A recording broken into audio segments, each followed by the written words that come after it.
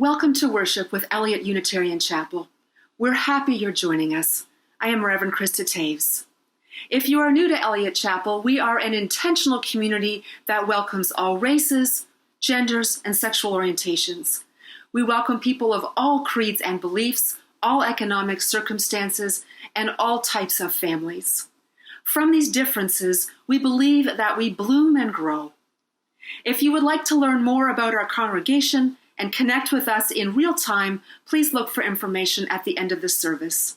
Thank you for coming.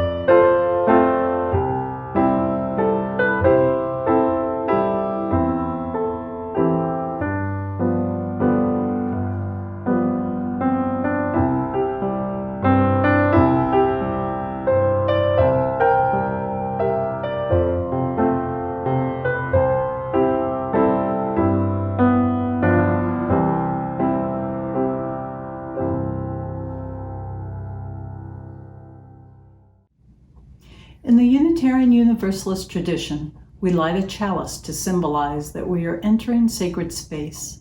The chalice stands for beloved community, and the flame symbolizes life, love, and hope. If you have a chalice at home, please join us in lighting it now.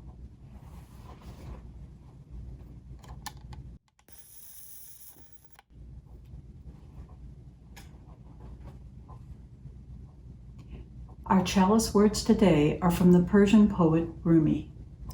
Dance when you're broken open. Dance if you've torn the bandage off. Dance in the middle of the fighting. Dance in your blood. Dance when you're perfectly free. And so we gather from the ebb and flow of our lives, thirsty for connection to ourselves, to others, to the larger life. May all who gather here be filled with joy and hope, filled with compassion and love.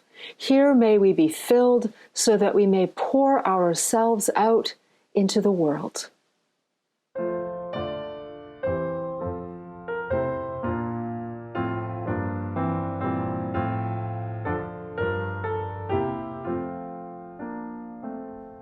Make channels for the streams of love where they may broadly run, and love has overflowing streams to fill them everyone.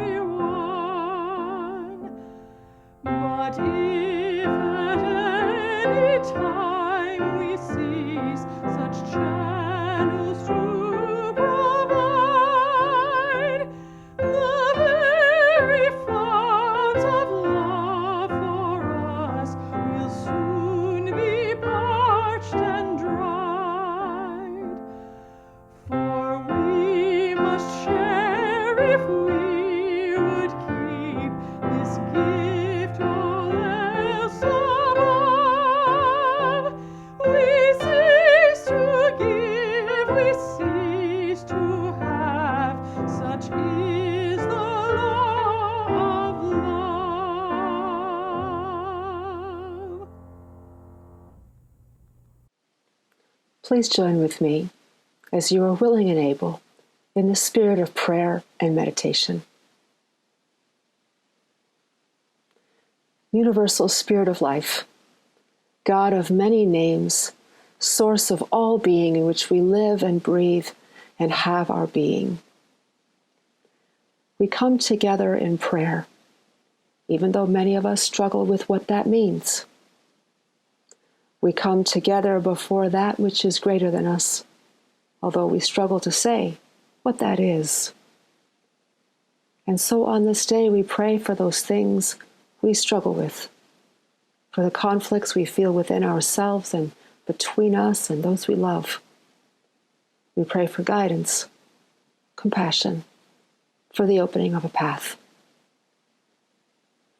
We pray for those things that give us joy and hope, for those things that we trust in, believe in, will sacrifice for. These are gifts of grace. Perhaps we need not define them in order to savor them, rejoice in them, be thankful for them. What we do know is that we gather this morning with all kinds of needs. Some of us are facing serious physical problems. We are in need of healing. Others need healing of a different kind. We need emotional healing and spiritual healing. Some of us are facing family problems. Some of us are weary with the struggles of life and seek assurance that this will someday pass. And some of us are facing financial difficulties and making difficult decisions for ourselves and those who depend on us. For each of us, we speak the deepest prayers of our hearts in different ways, knowing that what it means for them to be answered will look and feel different for each of us. May we somehow this morning be met at the point of our differences and also in the places that we are one, of the same breath of life that courses through all living things. Let us enter into a time of silent prayer and meditation for the deepest thoughts, yearnings, and hopes of our hearts.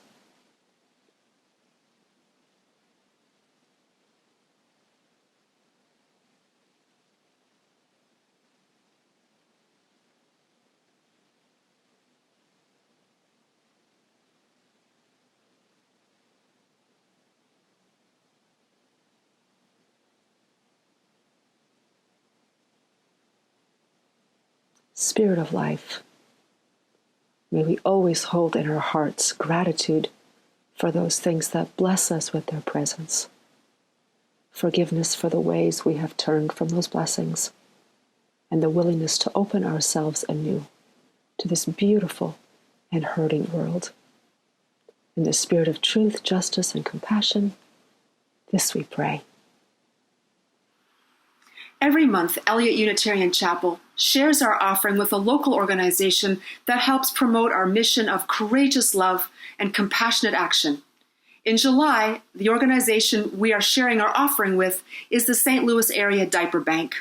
We chose this organization because more than 1 in 5 St. Louis area families with children under 5 live at or below the poverty level. The majority of those in need are people of color. Compounding this is that there are no public benefit programs for the purchase of diapers. So please give generously. There are instructions on your screen.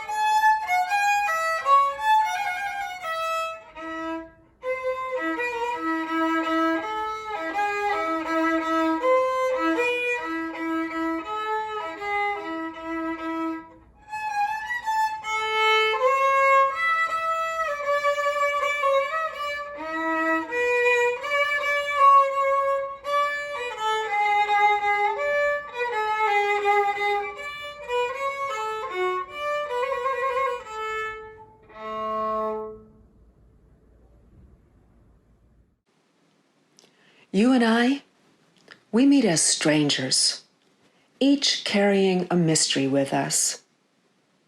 I cannot say who you are. I may never know you completely.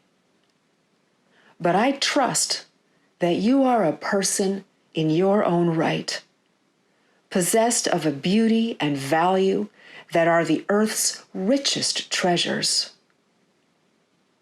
So I make this promise to you. I will impose no identities upon you, but will invite you to become yourself without shame or fear. I will hold open a space for you in the world and support your right to fill it with authentic vocation and purpose.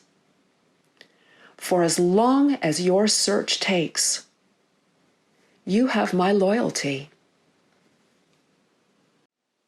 When my brothers and I were in our teens, my mother decided that she would have failed to raise us properly if none of us grew up knowing how to waltz. So she enrolled us at the Rhine-Danube German Club in Leamington, Ontario, and that is where we spent every Sunday evening. And at first, it was really awkward. The other kids had been dancing since they could walk. Most of them already had a partner, and most of them were related. But they were glad to have us. My brothers got the official Rhine-Danube lederhosen, and I got the official Rhine-Danube dirndl. And even though I was 17 and way too cool for this, I twirled in front of the mirror and felt like Snow White. And slowly we learned. Our clunky steps grew smoother. The dances grew more recognizable until they became like old friends. And now, even though it's been 30 years, if I hear one of our songs, I remember every step. If you ever danced the waltz or the polka, the foxtrot or the tango, the contra or the square dance, you will have learned that what is possible depends only in part on knowing the steps. It's as important to be open to what your partner offers and that your partner be open to what you offer. So even if you're doing exactly the same steps to the same song, if you change partners or you change your approach to the partner you have, it's a new dance. This is literally our 7th Unitarian Universalist principle in motion, the interdependent web of all things of which we are a part. In dance, everything is connected, every bone and muscle, what's happening in your mind and heart, and what's going on between you and your partner. And what you also learn, if you're going to dance with your whole spirit, is that every one of us brings to the dance what is fully whole and what is already broken in us. We dance with broken dreams. Sometimes we dance with broken bodies and with broken spirits. Even the most accomplished dancer has been broken in some way, and they keep dancing. And somehow, we as well, we too keep dancing.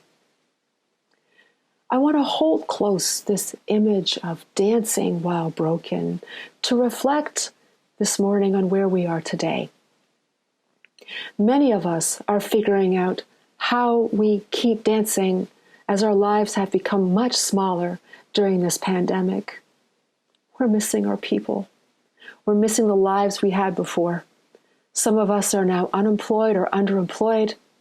We're making decisions about whether or how to work to stay safe.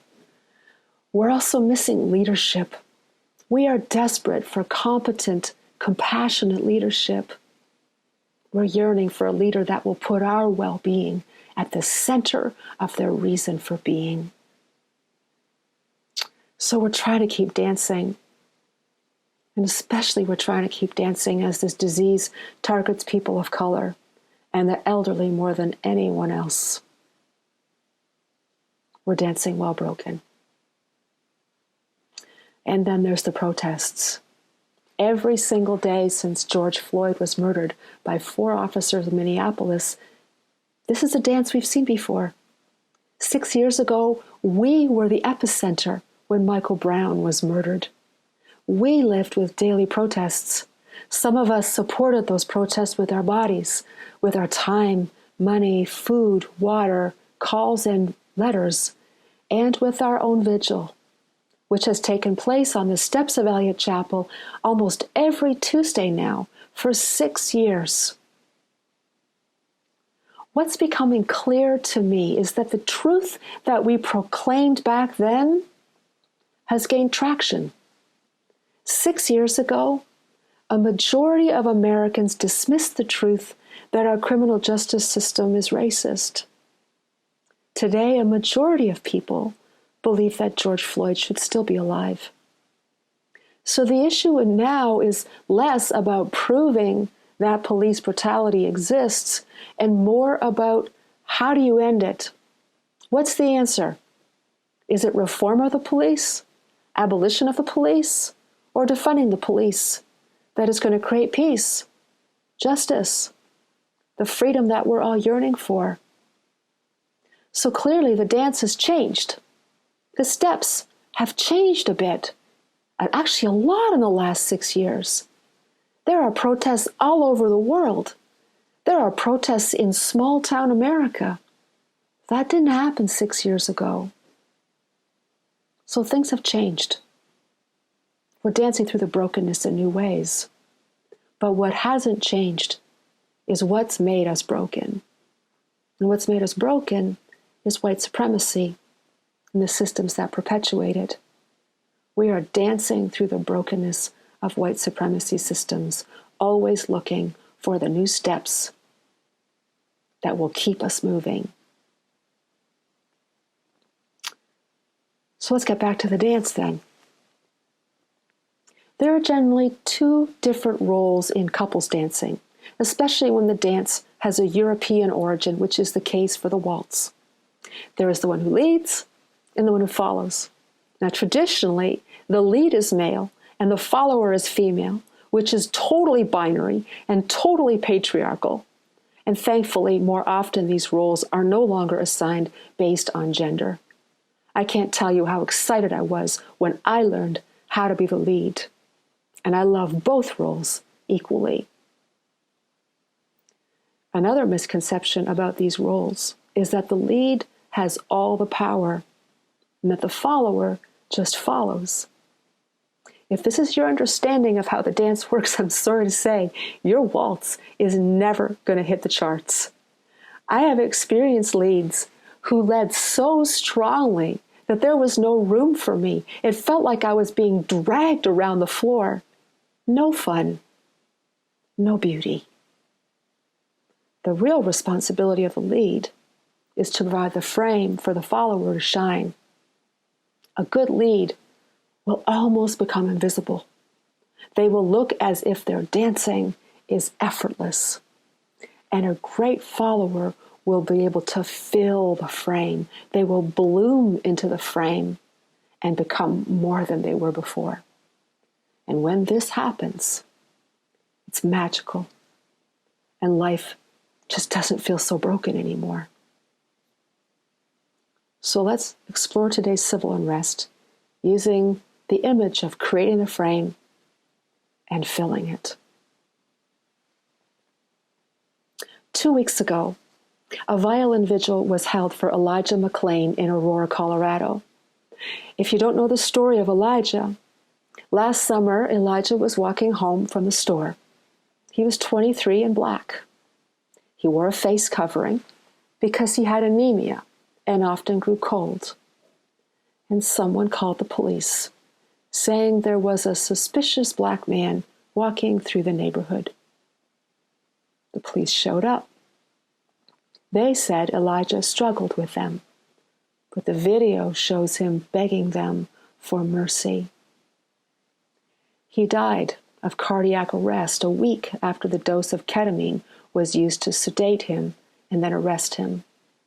And almost a year later, the officers who responded to that call are still on duty. But the George Floyd murder reignited the Aurora activist community, and they have stepped up the pressure to find justice for Elijah. 2 weeks ago, the community was invited to a violin vigil. You see, Elijah MacLaren played the violin for the animals at the local shelter. So many violinists came. It was unbelievable. You lost count. Children and young people and adults, with hundreds coming to listen. This beautiful evening of music wafting through the air. Let's listen.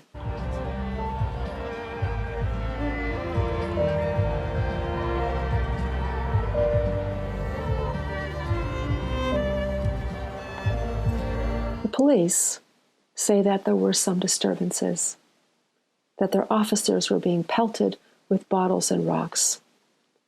From the perspective of many in attendance, the gathering was peaceful, and the escalation took place when the police arrived in riot gear.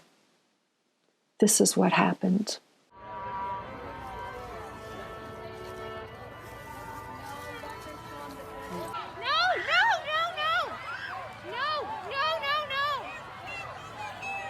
You've got to be kidding me.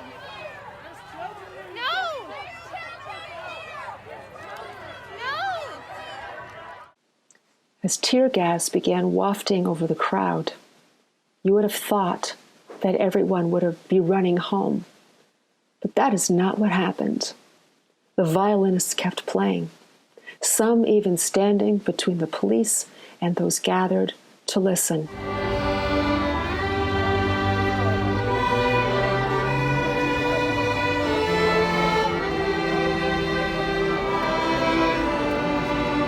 What we have here are two different frames, two different kinds of leads. One frame is represented by the police, who have been trained by the state to see any public gatherings as potentially dangerous, unstable, and threatening, especially if the leaders are people of color, especially if the gathering in some way challenges established power structures, especially if the focus is Black lives.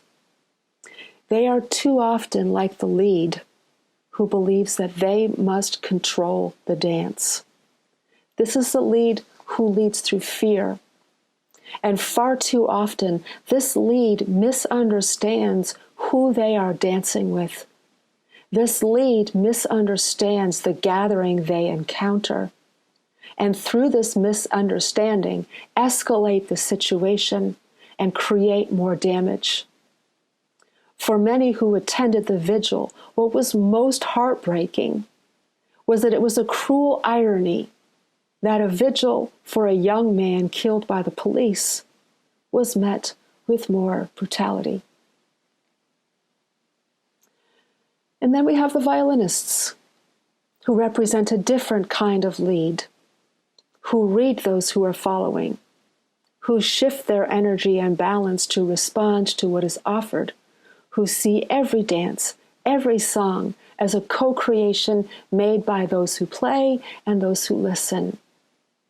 These violinists were dancing while broken, dancing through the brokenness, playing in the face of white supremacy systems that keep taking life. This lead is energized by love. This lead is energized by compassion and hope and has tremendous courage. We are in a sacred struggle for who in our nation will lead and how they should lead. We are in a sacred struggle for who will set the frame and who will follow and blossom in that frame. When the violinists continued to play, they challenged a frame based on fear and domination. In our reading, there is a line that seems especially poignant to me. I will hold open a space for you in the world and support your right to fill it with authentic vocation and purpose. As long as your search takes, you will have my loyalty. As Unitarian Universalists, we are constantly asking ourselves, to whom do we give our loyalty? We are constantly asking ourselves, when do we lead and when do we follow? And we are preparing ourselves for how we lead with compassion and how we follow with beauty and power. And in these questions of how we lead and how we follow, love is our guide. Compassion, generosity of spirit, understanding, and a fierce commitment to justice making are what we aspire to. And this is how we keep dancing. We also are dancing through broken dreams, broken bodies, and sometimes broken spirits. And yet it is that brokenness that compels us to keep dancing. Now, I've spoken here mostly about leading and following in terms of racial justice. But this image can also help us in so many other places in our lives, in our families, in our most intimate relationships, in our communities and in our friendships, in this beloved community, and in our nation. How do we lead and follow so that we are dancing while broken and dancing towards wholeness? So this week, undoubtedly the protests will continue. Unfortunately, the pandemic isn't going anywhere, so we might as well use this restless time to do some good, to change some hearts, especially our own, to change some systems, especially systems that give us some privilege. We've got to use that privilege to undo the very system that gives it to us. We might as well use this time to create and sustain some justice. I would invite each one of us to look around us, look into our hearts, look out into our community, look at our nation, look at those we love and those we struggle to love, and look for the frames. Who is holding the frames, and how are they holding them? What frame are you called to hold out? And to which frame are you called to step and follow and blossom? May this be so. And may the spirit of life and love be with you all.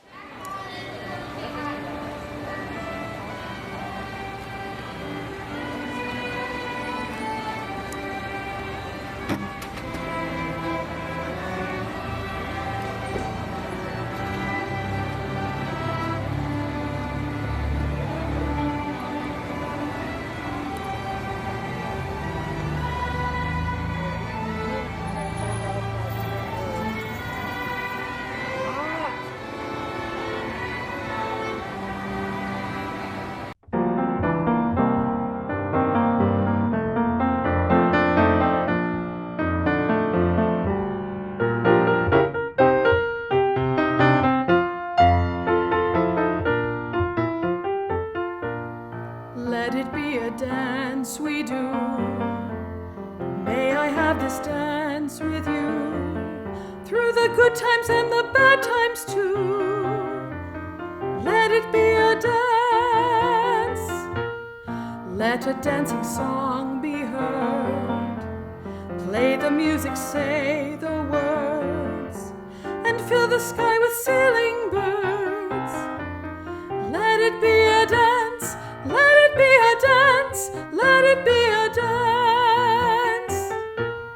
Learn to follow, learn to lead. Feel the rhythm, feel the need. To reap the harvest, plant the seed. Let it be a dance. Let it be a dance we do. May I have this dance with you through the good times and the bad times too. Let it be a dance. Everybody turn and spin. Let your body learn to bend. And like a willow with the wind, dance, let it be a dance, let it be a dance. A child is born, the old must die. A time for joy, a time to cry. Take it as it passes by. Let it be a dance. Let it be a dance we do. May I have this dance with you through the good times and the bad times too. Let it be a dance. Morning star comes out at night. Without the dark there is no light. If nothing's wrong, then nothing's right. Let it be a dance. Let it be a dance. Let it be a dance. Let the sunshine, let it rain. Share the laughter, bear the pain. And round we go again. Let it be a dance. Our closing words are by John Cummins. May we never rest until every child of earth in every generation is free from all prisons of the mind and of the body and of the spirit, until the earth and the hills and the seas shall dance, and the universe itself resound with the joyful cry, Behold, I am.